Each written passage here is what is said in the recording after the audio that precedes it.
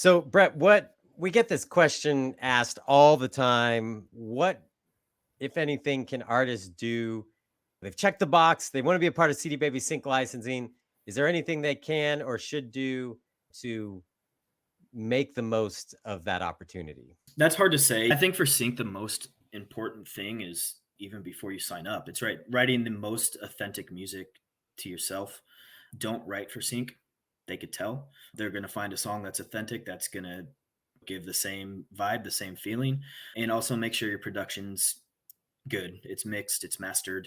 Make sure you do the best production that you can with your budget and time and facilities, whatever you got. If it's at home, if it's at actual studio, make sure you're doing everything that I know we talk about for the pre-release strategies. Make sure you're doing all those as well, because that's really what's valuable in Sync.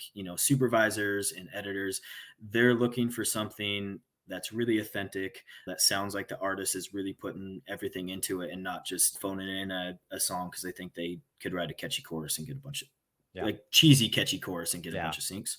But yeah, as far as once it's in our catalog, again, when you're signing up, make sure the metadata is there. I have plenty of ways to discover new music, but again, with a catalog so big, it's also hard to find certain things. But again, our net of what actually comes in from music supervisors is so broad. I've surfaced a ton of music and licensed a ton of music that I never thought I would. I've also had songs that I thought are a home run that haven't been licensed. What were some of those things that you thought wouldn't be licensed that you'd licensed? The chicken dance. um, you know, localized stuff too. Things like in Tagalog, which is the Philippines language. Licensed a bunch of music for that for SEAL Team a couple years ago. Just stuff that you don't traditionally think of as a sync song. I license a lot of that. You hear all the stuff that's up front. A lot of people don't really pay attention to the stuff that's in the background. And we do both of those. We do the songs that are up front. We do the songs that are in the background. So Yeah, that's a good point. If you're an artist that hasn't been thinking about or sync's kind of a new idea, everything you see on TV or film, even though it sounds like, oh, there's music coming from the jukebox in the background or something, that's placed there. It's not in the scene when the actors are acting. Everything you hear is, especially as it relates to music and sound, is done later.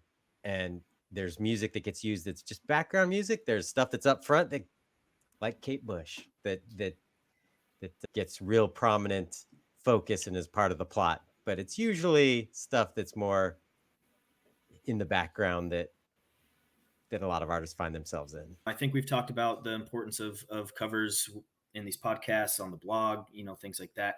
They're important in Sync too. Mm-hmm. I do quite a bit of covers. I think you guys mentioned, you already talked about The Handmaid's Tale. That was a cover that we licensed. Coldplay cover, right?